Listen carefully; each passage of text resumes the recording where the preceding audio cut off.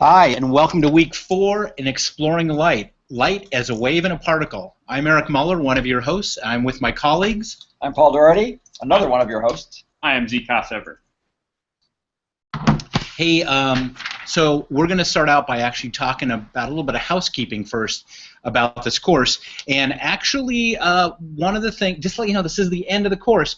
And Olga Jarrett wrote, because this is the end, she said, I'm about to start working on my lesson assignment, but I don't see any criteria for grading except that it needs to be turned in by April 24th. How long should it be? Is there a lesson plan format? Should it include pictures? Can we upload docs or Word documents? I appreciate any help you can give me. Thanks, Olga. Thanks for the question, Olga. Hey, Zeke, do you have the answers to this?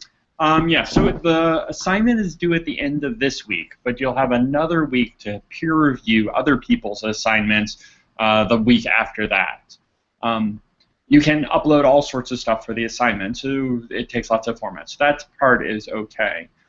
If you're looking for like what the assignment's supposed to be, is what you're supposed to do is to take a series of snacks and a series of lessons and put them together and show how one moves on to the next lesson. So we know that you can have lots of snacks here and lots of other activities.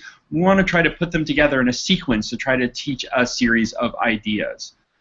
Ultimately, the rubric for the grading you can find in the section called My Submissions. You can look up the rubric there, but what it really does is ask you if you are directly, if your snacks are directly interacting with the phenomenon, and if they work together to try to create a mental model. In the same way that the optics videos, the sequence of activities, and the making images part of our series, how that tried to have students make a mental model by the end of it. That's the same thing that we're looking for in this submission here. How can you take a bunch of activities, put them together, and have students make a mental model out of them?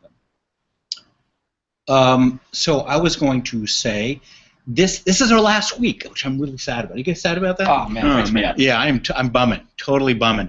And this is live, and we have several people that are live with us. This will be also stored, but for the people that are live, if you want to submit a question on this Google Hangout, we'll try answering them.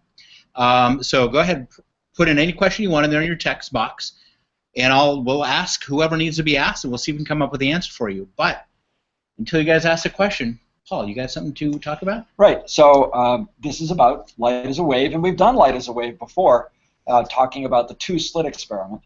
But one of the really most beautiful ways, because we like to combine art and science, and some of you out there have done this, is to look at soap bubbles, is to make a soap film, and notice that even though the soap film itself is transparent, when light reflects off the soap film, it becomes colored.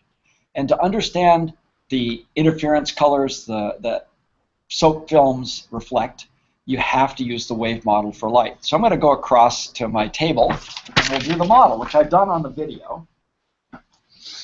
And I'm going to turn the camera on to see Paul. So I'm over here on a tabletop where I have arranged some of our classic models of light, where I've drawn a red wavelength of light. And on this one, for those of you using English units, I've made a 7-inch card, and that's about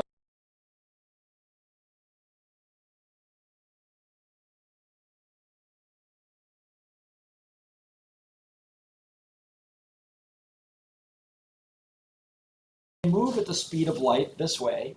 And here I have 2 blue tapes which represent a soap film. Now let me show you the real soap film.